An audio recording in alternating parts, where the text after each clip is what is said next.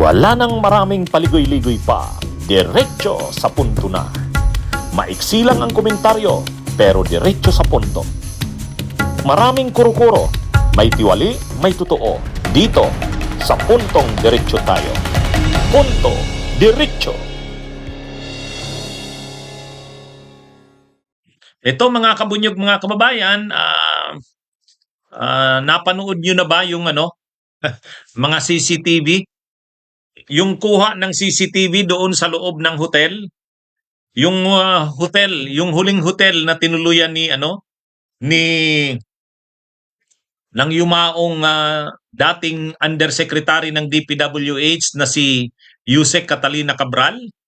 Ang isa pang malaking katanungan, pag alas 3 ng hapon, lumabas na sila ng hotel. Siya at saka yung driver. Ayan na yun, no? Yan na yung paglabas nila. Ha?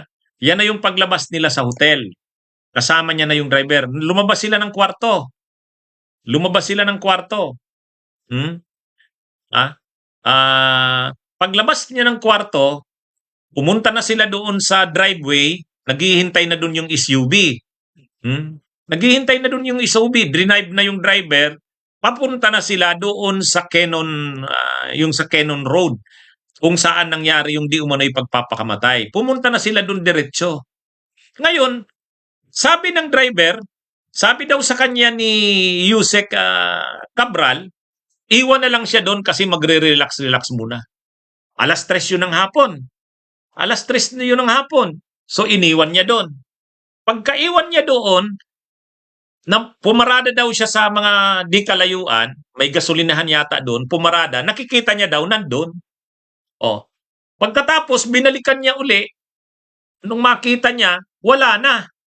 Wala na. Hinanap niya naman daw doon, wala naman. Pumunta daw siya ng hotel, wala rin daw sa hotel. Ngayon ito ang malaking palaisipan. Bakit yung pagpunta niya sa hotel nung bumalik siya, para tingnan doon kung pumunta na ng hotel, ay wala sa CCTV? Yun. Yan yung yan yung isa pang bagay na Yun yung isa pang malaking palaisipan. Nakuha nyo, mga kabunyog, mga kababayan? Lumabas sila ng hotel mga alas 3, sumakay sa, drive na nung driver yung SUV, sumakay si Yusek Cabral, hinatid niya doon sa Cannon Road. Sa Cannon Road. Malamang yun ang pinag-usapan nila. Malamang yun ang pinag-usapan nila. Di ba pumasok sa kwarto si Yusek Cabral, dun sa kwarto ng driver? Matagal, bago lumabas. Malamang pinag-usapan nila na yung detalye. Ihatid mo ako doon, iwan mo ako, mga ganon. Ngayon, yun ang ginawa ng driver.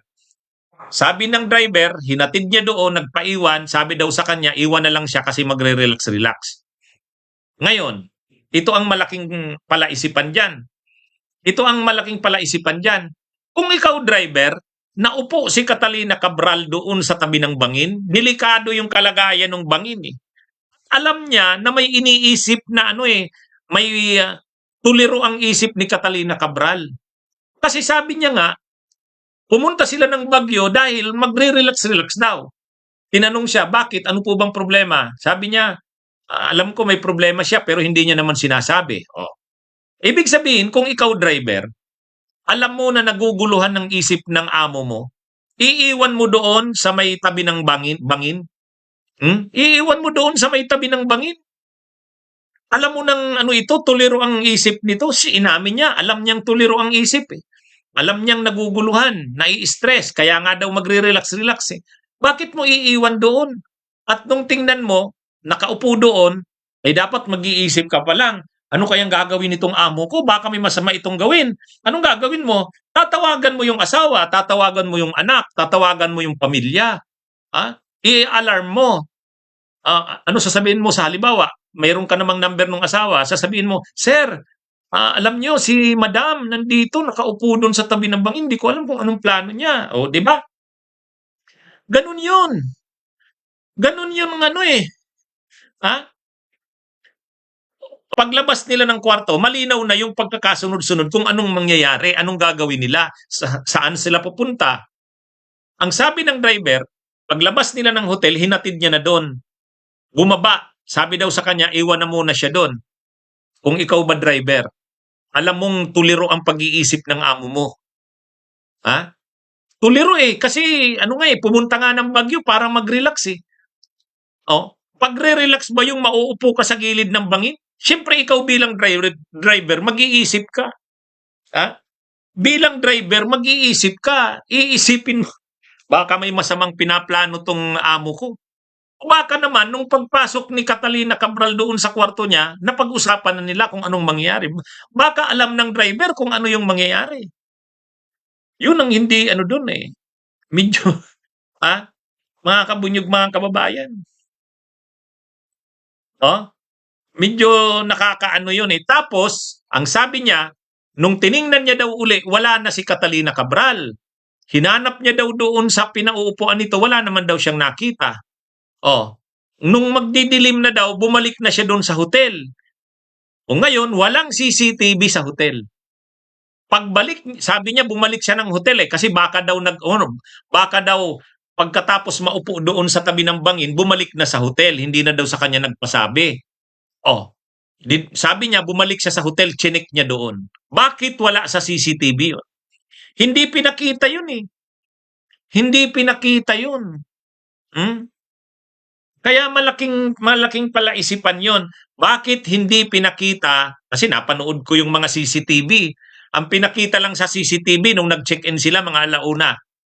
Pangalawa, yung pagpasok nila sa kanya-kanyang kwarto. Yung pagpasok ni Cabral sa kwarto niya, yung pagpasok ng driver. Pangatlo, nung paglabas ng driver, ay ni Catalina Cabral sa kwarto niya, pinuntahan niya yung driver niya.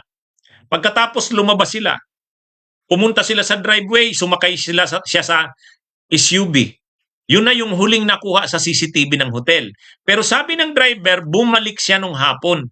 Nung hindi niya na raw nakikita, nung hindi niya na daw nakikita si Catalina Cabral, bumalik siya sa hotel nilang pinag-check-inan. Tiningnan niya doon. Wala daw doon. Nung maggagabi na, magdidilim na, pumunta na siya sa pulis. Kaya yung mga pulis nagsimulang maghanap alas 7 ng gabi. Natagpuan nila 8 na ng gabi. Nandun sa baba. Tapos dinala na sa hospital. Diniklara itong patay 12:03 a.m. Kaya mga kabunyog, mga kababayan, ang tanong dito, bakit wala sa CCTV yung pagbalik ng driver?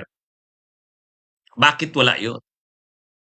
Kaya, at saka yung parang sa driver, hindi ka ba maaalarma na ang boss mo, yung boss mo ay tuliro, stressed out siya. Ang dami niyang problema, alam niya rin naman ang problema ng boss niya. Alam nga namang hindi niya nababalitaan na nai-involve ito sa anomalya. 'Di ba? Kaya ito, pwedeng wala itong foul play. Ibig sabihin, hindi tinulak, hindi pinukpok. Pero parang alam na ng driver kung na mangyayari yun Kahit yung asawa, parang expected na nila na, hindi naman sa parang ganun Parang ganun. Kaya, napaka ng pangyayaring ito,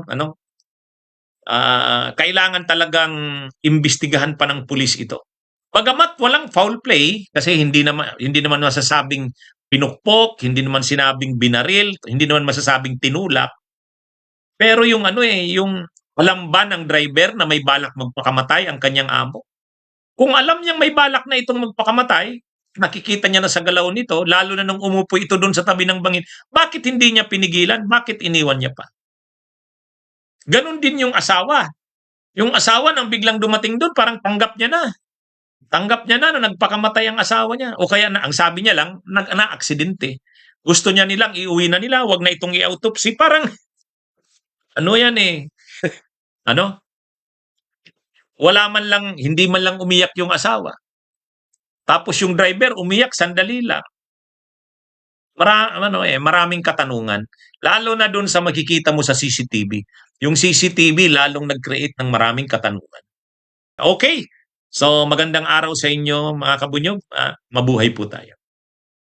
Bunyog, bunyog, halikan na kasama ka. Bunyog, pagbuklod ay may pag-asa. Luzon, Visayas, Mindanao, isa ang pananaw. Sa bagong Pilipinas ang bunyog isisigaw. Bunyog, bunyog.